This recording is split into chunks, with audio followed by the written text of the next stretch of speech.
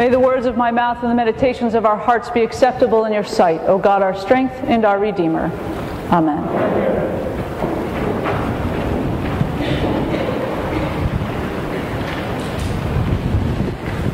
Have you ever stopped for just a moment to think about how many choices you make in a day?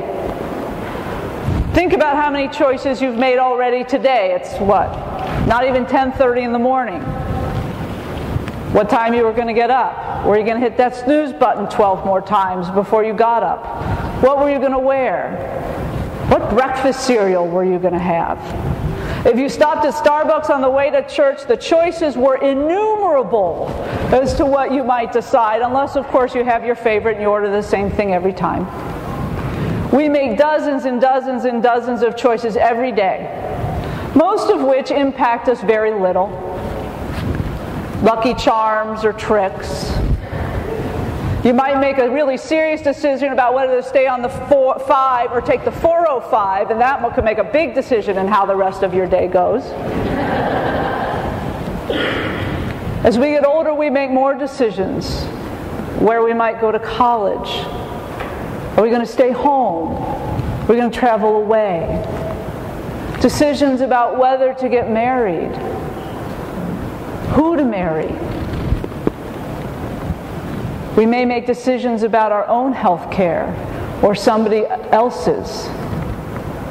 But we have choices and choices and choices that we make throughout our lives, some of which have little impact, some which have very significant impact.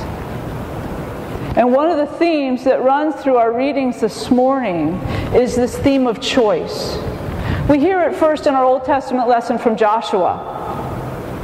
The people are not wandering in the desert anymore. They've started to settle. And every place they go, the gods changed. In ancient times, it was almost like you had one god for this land, and one god for this land, and one god for this land. And as you moved, your god changed. The people had experienced the gods of the Egyptians. They had experienced the gods of the peoples through whose land they had passed. They were experiencing the god of the Amorites. But Joshua was really asking them to make a significant and serious choice. Decide. Make your choice. Were you just going to keep changing your god to whatever suited you? Whichever god seemed to be the one that you needed? The God that would bring rain on your crops or make sure that your life was a little bit easier. Joshua was saying, no. My family and I are making the choice to serve the Lord. And the Lord only. Didn't matter whose land we were going through. Didn't matter which gods were supposedly resident in that land. We were choosing to serve the one God. It was a big choice. It impacted the whole way the people lived. It was so important that this in the Old Testament is one of the points of covenant. Not just a casual choice, one in which a commitment was made. And we know as we keep reading the Old Testament, the people fell down on that all the time. They wandered, they made other choices for other gods, and there were always ramifications to those choices. But we hear Joshua state boldly this morning, I am choosing the living God.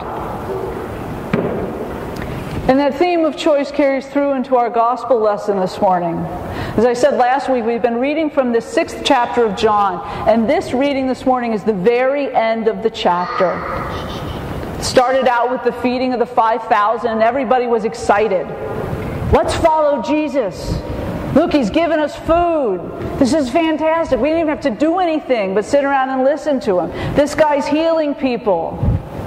And the people chose to follow Jesus. But then his teachings got harder. His teachings started to challenge them. All the language about body and blood was an enormous challenge to his listeners.